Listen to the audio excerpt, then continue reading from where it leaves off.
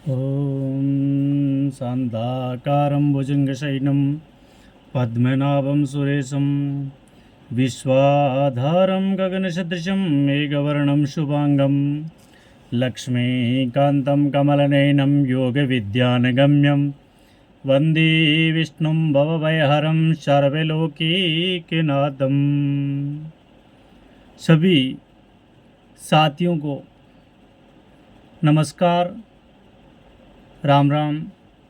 मैं पंडित शरण कुमार शास्त्री आपको आज ज्येष्ठ मास में निर्जला एकादशी उसकी कथा आपको बताऊंगा, तो आप ध्यानपूर्वक सुने। युधिष्ठिर ने कहा, भगवान,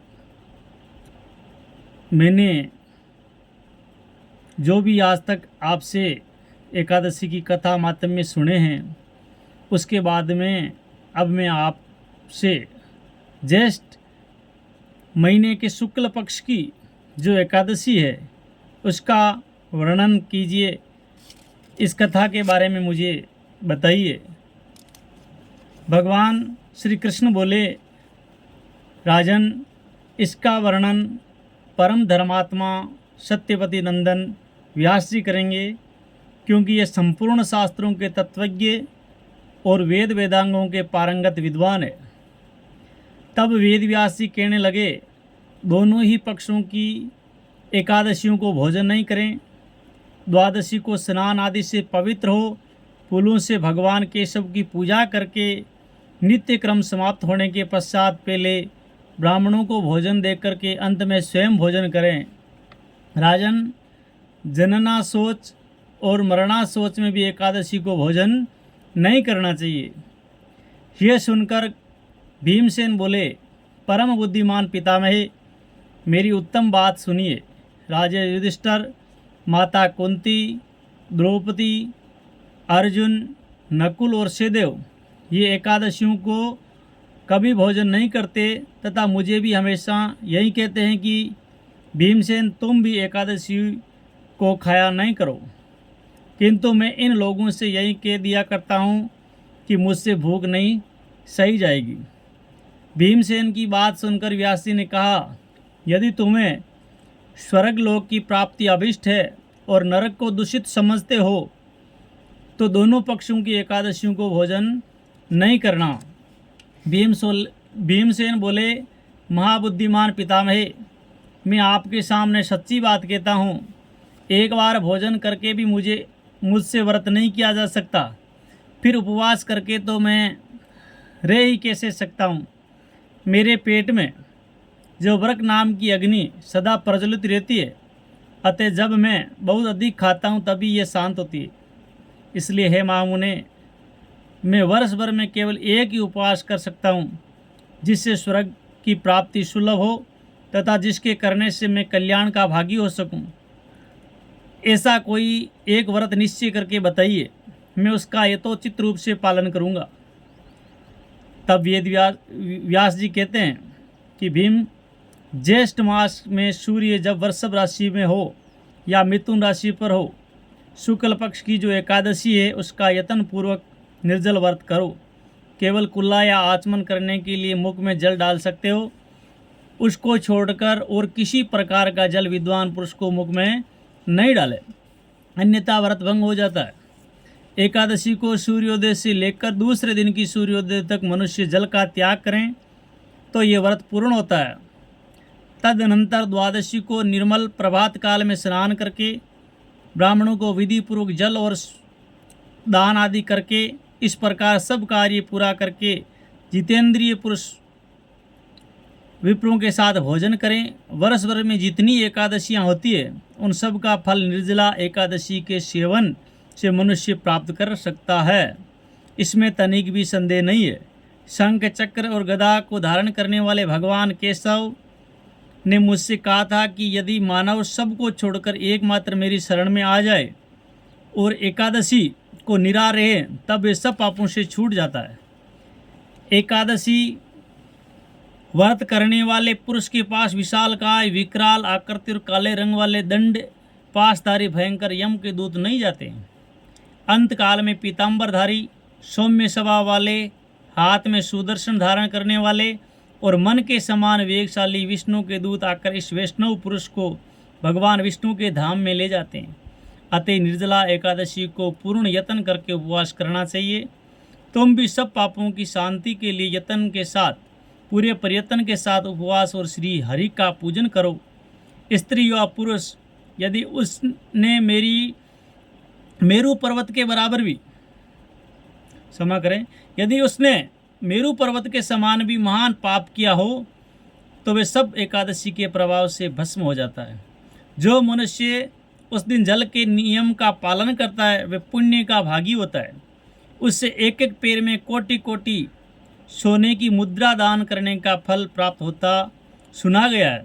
मनुष्य निर्जला एकादशी के दिन स्नान, दान, जप, होम आदि जो कुछ भी करता है वे सब अनंत गुणा पुण्य होता है उसका। ये भगवान श्री कृष्ण का कथन है। निर्जला एकादशी को विधि पूर्वक उत्तम रीति से उपवास करके मानव वैष्णव पद को प्राप्त कर लेता है। जो मनुष्य एकादशी के दिन अन्न खाता है वे पाप का भोजन करता है। इस लोक में वे चांडाल के समान है और मरने पर दुर्गति को प्राप्त होता है। जो ज्येष्ठ महीने के शुक्ल पक्ष की एकादशी को उपवास करके दान देंगे वे परम पद को प्राप्त होंगे। जिन्होंने एकादशी को उपवास किया है वे ब्रह्मत्यारे, शराबी, चोर, गुरुद्रोही होने पर भी सब पातकों से मुक्त हो जाता है।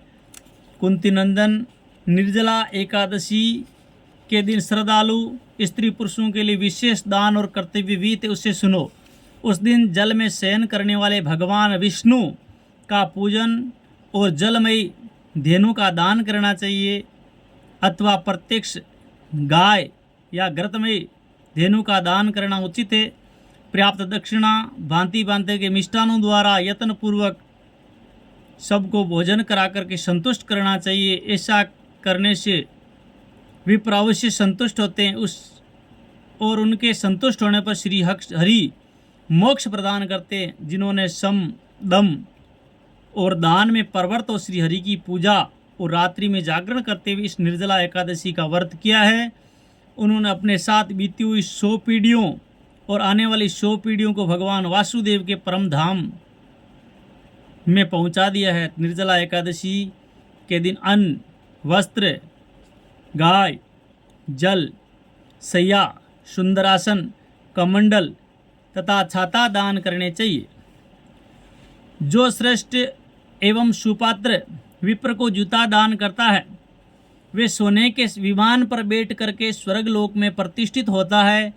जो इस एकादशी की महिमा को भक्तिपूर्वक सुनता है तथा जो भक्ति पुरुष का वर्णन करता है वे दोनों स्वर्ग लोक में जाते हैं। चतुर्दशी युक्त अमावस्या को सूर्य ग्रहण के समय श्राद्ध करके मनुष्य जिस फल को प्राप्त करता है वही इसके सुनने से भी प्राप्त होता है। पहले दंत धावन करके ये नियम लेना चाहिए कि मैं भगवान केशव की प्रसन्नता के लिए एकादशी को निराहार रह करके आचमन के सिवा दूसरे जल का परित्याग करूँगा। द्वादशी को देव देवेश्वर भगवान विष्णु का पूजन करना चाहिए। गंध, धूप, पुष्प और सुंदर वस्त्र से विधि पूर्वक पूजन करके जल का घड़ा संकल्प करते हुए निम्नलिखित मंत्र से उच्चारण करें कि देव देव ऋषिकेश संसार अवतारणे उद्कुंभ प्रदान नयम मा परमाम गतिम। संसार सागर से तारने वाले देव देव ऋषिकेश इस जल के घड़े का दान करने से आप मुझे परम गति की प्राप्ति कराइए। भीमसेन, ज्येष्ठ मास में शुक्ल पक्ष की जो शुभ एकादशी होती है उसका निर्जल व्रत करना चाहिए तथा उस दिन श्रेष्ठ ब्राह्मणों को शक्कर के साथ जल के घड़े का दान करना चाहिए। ऐसा करने से मनुष्य भगवान विष्णु के समीप पहुँच करके आनंद अनुभव करता है। उसके पश्चात द्वादशी को ब्राह्मण भोजन कराने के बाद स्वयं भोजन करें। जो इस प्रकार पूर्ण रूप से पापनाशिनी एकादशी का व्रत करता है वे सब पापों से मुक्त होकर के अनामय पद को प्राप्त होता है। यह सुनकर भीमसेन ने इस शुभ एकादशी का व्रत आरंभ कर दिया। तब से ये लोक में पांडव द्वादशी के नाम से विख्यात हुई। तो इस कथा का विश्राम हुआ। बोले लक्ष्मी नारायण भगवान की जय। तो सभी दर्शकों से निवेदन है कि इस चैनल को आप ज़्यादा से ज़्यादा सब्सक्राइब करें, चैनल को लाइक करें और कमेंट में जय श्री राम या श्री हरि नारायण अवश्य लिखें। और आपके कोई भी प्रकार के प्रश्न हो जिसे आगे का मैं वीडियो बना सकूं, तो वो भी आप मुझे कमेंट करके बता सकते हैं। जय श्री कृष्णा। ओम नमो भगवते वासुदेवाय। ओम नमो नारायणाय।